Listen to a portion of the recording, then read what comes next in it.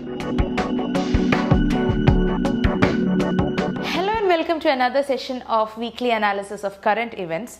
So we'll start off with history today. The first topic for discussion is Quit India movement. So why this is in news? Because on 8th August 2020, India completed the 78 years of Quit India movement. It is also known as August Kranti.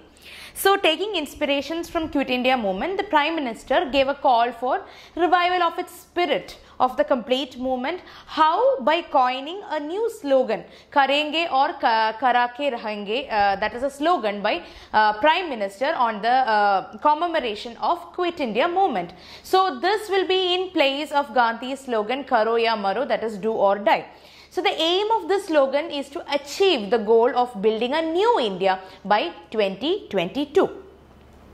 Now talking about the news, so on this 8th August 1942, Mahatma Gandhi gave a clarion call to end the British rule, and he launched Quit India movement at a session of Congress, the Congress committee in Mumbai. So Gandhiji gave the call do or die in his speech delivered at Gowalia Tank Maidan. So now it is popularly known as August Kranti Maidan. Okay, so at that time, Aruna Asaf Ali, who is known as Grand Old Lady of Independence Movement, is known for hoisting the Indian flag at Gowalia Tank Maidan in Mumbai. So this happened during Quit India movement. And the slogan Quit India, it was coined by Yusuf Meher Ali. Yusuf Meher Ali was a socialist, and he was also a unionist, trade unionist, who served as a mayor of Mumbai. So Meher Ali had coined the slogan Simon Go Back. This is a very famous slogan related to Simon Commission. So why Quit India movement happened? Because it is a immediate, what is the immediate cause? It is a collapse of Cripps mission. Okay, and the British assumption of unconditional support from India for British in order to fight in the World War II was also taken well by International Congress. So they opposed it. So the anti-British sentiments and also the demand for full independence have gained popularity among the Indian masses at that particular time. So the 2 decades of mass movement which were conducted on a radical tone as well as in a moderate tone, both under the leadership of the persons under Congress. So this was like a new thing or a new ground for the movement, and there were militant outbursts happening at several places in the country, and it all got channelized with Quit India movement. It's like an umbrella movement. Okay, and the economy was also in shatters as a result of World War II. So there was no choice for Indians but to fight. And talking about the leaders who fought, the underground activities were held by Manohar Lohia, Ram Manohar Lohia, then JP Narayan, Aruna Asaf Ali, Biju Patnaik, Sujeta Kripalani. So they were the most prominent leaders. So the women's participation was also very high, because female leaders like Usha Mehta also helped to set up an underground radio station. So this was a tremendous support to the movement. And talking about the support from other groups like the Muslim League, Communist Party of India and Hindu Mahasabha, they did not support the movement. Okay, and the Indian bureaucracy also did not support the movement. The League was not in favor of the British leaving India without partitioning the country. So their agenda in Quit India movement was to divide the country. Okay, and the Communist Party of India supported British because they were an ally of the Soviet Union, which is a communist country, or you can say that's a godfather of the communist countries in the world. So the Hindu Mahasabha, they openly opposed the call for Quit India movement, and they also officially boycotted it under the apprehensions that the movement would create an internal disorder and it will actually endanger the internal security of the country. So meanwhile, Subhash Chandra Bose, he organized Indian National Army as well as Azad Hind government from outside the country.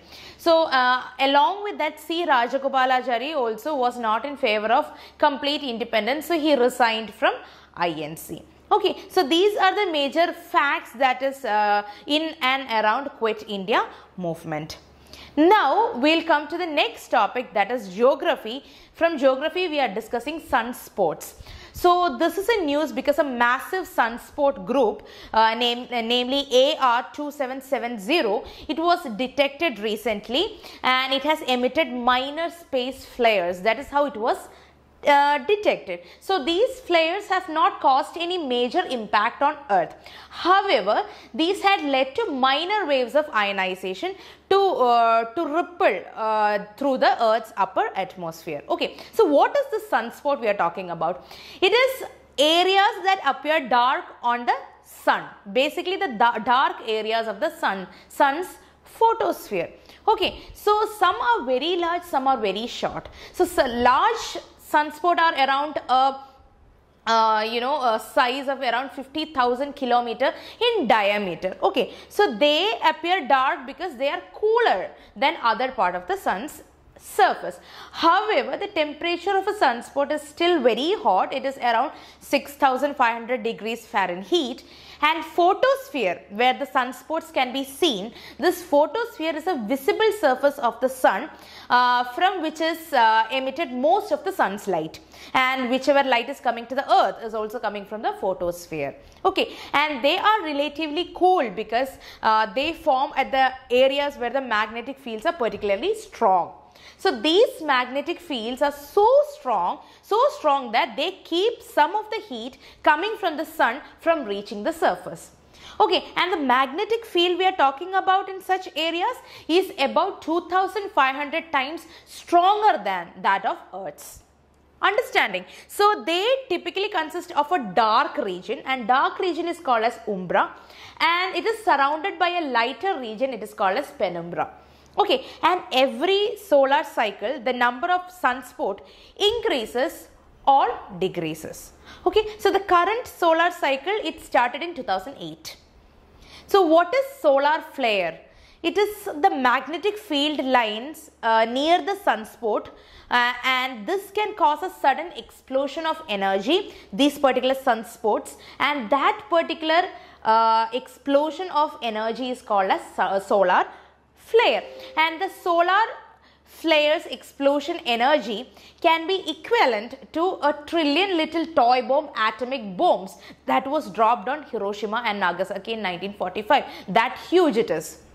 Okay, so solar flare also releases a lot of radiation into the space. So a geomagnetic storm is a major disturbance of Earth's magnetosphere that occurs when there is a very efficient exchange of energy from solar wind into the space surrounding Earth. So whenever the solar flare is entering the Earth, there will be a geomagnetic storm.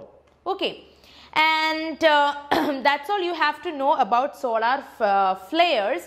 And now we'll talk about what is a solar cycle. So the sun is a huge ball of electrically charged hot gas, you know that. So this charged gas moves, when it moves, it generates a magnetic field. So sun's magnetic fields goes through a cycle. This particular cycle is called as solar cycle, and it happens every 11 years. Okay, so that is solar cycle. Now coming to the next topic, that is Indonesia's Mount Sinabang erupted. That is a news.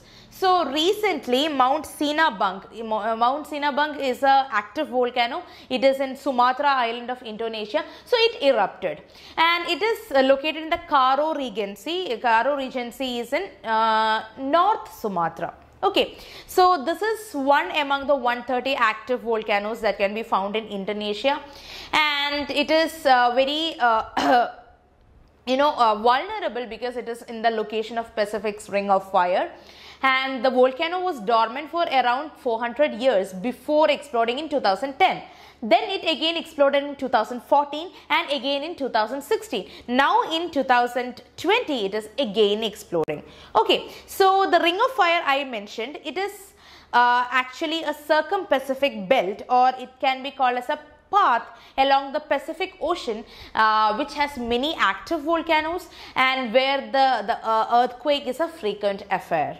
Okay, and it traces the boundaries between several tectonic plates like the the Pacific Plate, the Cocos Plate, the Indo-Australian Plate, Nazca Plate, Northern American Plate, and Philippines Plate. And around 75% of the Earth's volcano can be seen in this Pacific Ring of Fire, and around 90% of the Earth's earthquake occur along its path. So that is the statistics regarding the Ring of Fire. Now coming to the polity portion, the first topic we are going to discuss is Comptroller and Auditor General. So this is in news because the Girish Chandra Murmu, he was recently appointed as the CAG. So he replaced Rajiv Maharishi, and his tenure will be till 2024. So we'll see the provisions. Okay, so CAG is the post according to Article 148. So Article 148 provides for an independent office of CAG, and it is the supreme audit institution of the country. Okay, and he is also the apex or the head of the Indian Audit and Accounts Department, and this was created in 1753. And commonly he is known as the guardian of public purse, and he controlled the entire finance of the country. Okay, the complete financial system, both in the central level as well as in the state level. So that is why it is one of the bulwarks of the democratic system of government in India. And the other bulwarks are like Supreme Court is there, Election Commission, and UPSC. So 4 bulwarks. One is CAG, then Supreme Court, Election Commission, and UPSC. So the accountability of the executive to the Parliament in the sphere of financial administration is secured through reports. There is audit reports of CAG. So this particular administration is secured through audit reports. So he is appointed by President, so that is under a warrant. He has been appointed, and he can stay in the office for 6 years or until he attained the age of 65, and he can be removed by President on the same ground as in the manner of a judge of a Supreme Court. So he can be removed by President. How? Through a resolution passed by both houses of the Parliament with special majority on the grounds of proved misbehavior and incapacity. These are the 2 grounds. Understanding it. Now coming to the governance portion, the first topic is Trifed digitization drive. So this is in news because the Trifed, it celebrated its 33rd foundation day on 6th August 2020. So this was done through a virtual office. Okay, they launched a virtual office, their own virtual office, and the celebration was done through it.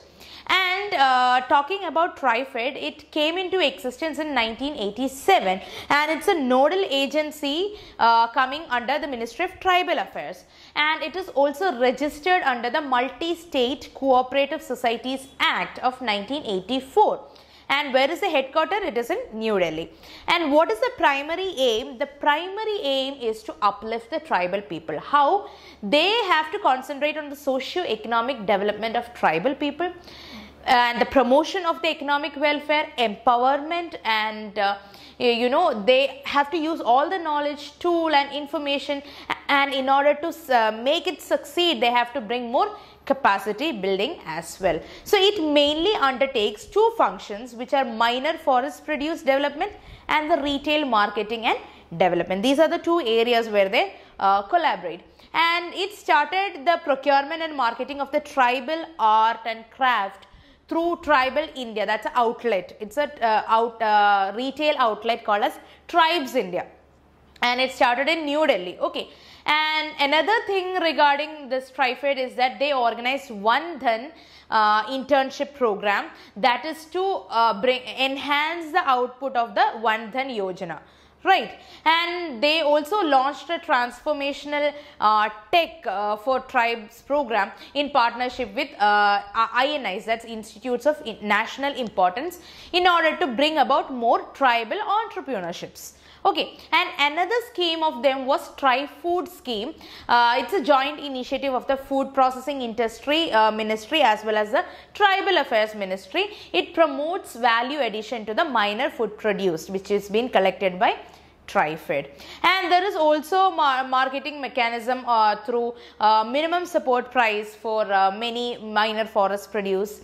Then there has been a webinar organized by them in response to COVID-19 situations with UNICEF and WHO regarding the tribal health. So Trifed is like an apex body which takes care of all the tribal affairs in our country. Okay, the next topic for discussion is Rashtriya Swachhata Kendra. So this is a news because Prime Minister will be inaugurating Rashtriya Swachhata Kendra, and this is an interactive experience center on Swachh Bharat mission. Okay, so it will actually introduce the future generation to a successful journey as the world's largest behavioral change campaign. What is that? Swachh Bharat mission.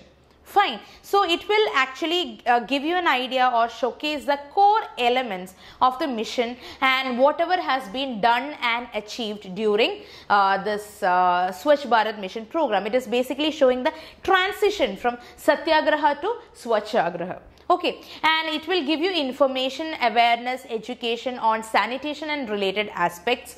So they will also give you the visual immersive shows, the interactive LED panels, hologram boxes, interactive games in order to bring about more people participation.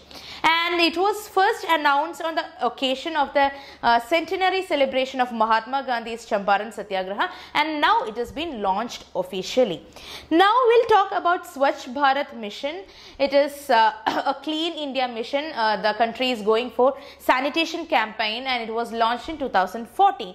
The main objective of that particular scheme is to eliminate totally the open defecation, eradication of manual scavenging, and also bring about modern and scientific municipal solid waste management, and also bring this behavioral change in people regarding a healthy sanitation practice. Okay, so it has two parts. One is Swachh Bharat Mission Urban and there is Swachh Bharat Mission Gramin. Okay, Swachh Bharat Mission Urban is being controlled by the Ministry of Housing and Urban Affairs, and also Gramin is coming under the Ministry of Drinking Water and Sanitation. Fine. Now we'll move on to the next topic, that is international relations. The first subtopic is Loya Jirga. Loya Jirga is the Grand Assembly happened in Afghanistan. It is a 3-day long assembly and it is called on to decide on freeing about 400 Taliban fighters convicted for serious crime including murder and abductions. So we'll talk about Loya Jirga. So it's a mass national gathering. It brings representatives from various ethnic, religious and tribal communities in Afghanistan. It's a highly respected consultative body. It's very old enough also, and it is convened at the time of national crisis or to set any national issues that is happening in Afghanistan. So according to Afghan constitution, Loya Jirga is considered the highest expression of Afghan people. Okay, it is an official decision making body, and it is even though it's an official decision making body, it is not an official decision making body, and so it is not binding on the people. So whatever decisions are taken in Loya Jirga is for the sake of people, and it is not legally binding because it is not officially official body. Okay, and whatever decision is seen as final, it will be sent to the president as well as to the parliament, and they will do something about it. Okay, so why they are conveying this Loya Jirga now is because of all the turmoil happening in Afghanistan. So Afghanistan president refused to release the Taliban prisoners. So this threatened the derailment of the intra-Afghan talks. So that is why the Taliban has also threatened of more bloodshed if the prisoners are not released. So USA believes that the talks between Afghanistan government and Taliban will lead to the reduction in the crime or whatever is happening in Afghanistan, and it will result in a peace agreement ending the year-long or the decade-long war in Afghanistan. The next topic is GCC, because GCC backs UN arms embargo on Iran. So recently the Gulf Cooperation Council have sent a letter to the UNSC backing an extension of its arms embargo on Iran just 2 months before it is set to expire. Okay, and allegation on Iran is that the UN, USA and other armament experts have accused Iran of providing arms to Yemen's Houthi rebels. Houthi rebels are like a terrorist group in Yemen. So they are accused of funding this particular Houthis, and Iran allegedly armed Hezbollah fighters in Lebanon and Syria, and also provides weapon to Shiite militias in Iraq, and also the terrorist groups in Bahrain, Kuwait, Saudi Arabia, and in all that Middle East region. So the letter also mentioned Iran's shoot down of a Ukrainian passenger plane and its navy accidentally killing around 19 sailors in a missile strike during an exercise. So there are many allegations and accusations regarding Iran. Talking about arms embargo, in 2010 the UN banned Iran from purchasing foreign made weapons like the fighter jets, the tanks, the warships, because that is creating tensions even during this Iran's nuclear program. So along with the nuclear program, this also made a concern for the entire world. So UN banned Iran from purchasing all these weapons. So the embargo blocked Iran from purchasing or replacing its aging equipments, much of which has been purchased before Islamic Revolution, that is in 1979. So an earlier embargo has been targeting on Iranian arms exports. In 2015, under the Iran's nuclear deal, so that is JCPOA, the UN agreed to end the arms embargo in October 2020. Right. So in 2018, USA unilaterally withdrew from the deal as a part of maximum pressure campaign to hurt Iran. Okay, now the GCC, they are a political and economic alliance. They are the alliance of the Arabian countries in the Arabian Peninsula, and it was established in 1981. Why? In order to meet all the socio-economic and security issues and bring about the cooperation. So the members are basically Bahrain, Oman, Kuwait, Qatar, Saudi Arabia and UAE. All these member countries of GCC, they comes under the Persian Gulf region. Okay, now coming to a topic from economics. The first topic is Andaman and Nicobar Islands maritime hub or startup hub. So recently the Prime Minister has declared that Andaman and Nicobar Islands will be developed as a maritime and startup hub. Okay, so in 2015 the government has announced this ambitious project, and it is around a 10,000 crore economic plan. It is to transform Andaman and Nicobar Islands into country's first maritime hub. So this included infrastructure construction, protection of the Jarawa inhabitants, and also boosting tourism. Okay, so earlier India had also invited global investors to develop Andaman and Nicobar, also Lakshadweep Islands. The Union government constituted the Island Development Agency. So this agency was constituted in 2017 for the development of islands. Okay, so there will be a transshipment hub that has been proposed in ANI. Then the transshipment hub will be where the cargoes are being handled or the containers are being handled, and it is to be made as a final destination as well, not a pass by, it will be a destination, and it will be built in South Bay. South Bay is in Great Nicobar Island to provide Indian shippers an alternative from Colombo. Colombo is in Sri Lanka as well as Singapore and Port Klang of Malaysia. So 12 island of archipelago has been selected for this particular project. Also, a submarine cable project has been launched in the island to make it digitally independent, and additional to it there will be a submarine optical fiber cable of 2,300 kilometers aiding this particular submarine cable project, and the fiber will connect Chennai, Port Blair and seven other islands like the Swaraj Deep, which was earlier called as Havelock, and the Long Island.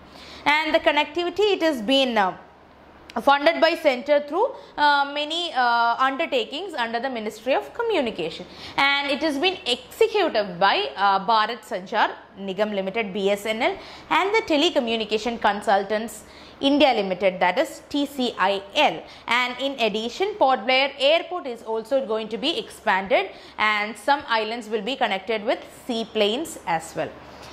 Now coming to the environment portion, first topic is Biofuel Day. This is in news because Biofuel Day is commemorated or observed on the 10th August every year, and this year's theme is Biofuel towards Atmanirbhar Bharat. And the objective is to create awareness about the importance of non-fossil fuel as an alternative to the conventional fossil fuels, and highlight the various efforts the government has already taken under the biofuel sector. So it is celebrated by the Ministry of Petroleum and Natural Gas, and it has been celebrating since 2015. So biofuel program is also in synergy with the government of India's Atmanirbhar Bharat. So what is a biofuel? Any hydrocarbon fuel that is produced from organic matter, living or once living matter, in a short period of time is considered as a biofuel. So blending of biofuel is one of the government initiative to promote biofuels. Basically, ethanol blended petrol program, EBP program, administrative price mechanism for ethanol, simplifying the procurement procedures by the oil marketing company, amending the provisions of Industries Act are some of the initiatives to push or promote the blending of biofuels. Then we have researchers at International Center for Genetic Engineering and Biotechnology developing a method to use cyanobacterium for biofuel production. Recently, central government has also allowed the conversion of surplus rice to ethanol. Okay, so we'll see the initiatives of Department of Biotechnology under Ministry of Science and Technology into this particular field. So development of 2G ethanol, that is second generation ethanol, and the transfer of technology to the oil manufacturing companies was one of the initiative. Then development of indigenous cellulolytic enzyme for the production of biofuel was another thing. Then strengthening the international collaboration in order to bring about more innovations through Atal Innovation Mission and Biofuel Future Platform, that is another thing. Then Pradhan Mantri G1 Yojana, that is also to come up with commercial projects for boosting research and development in second generation ethanol sector.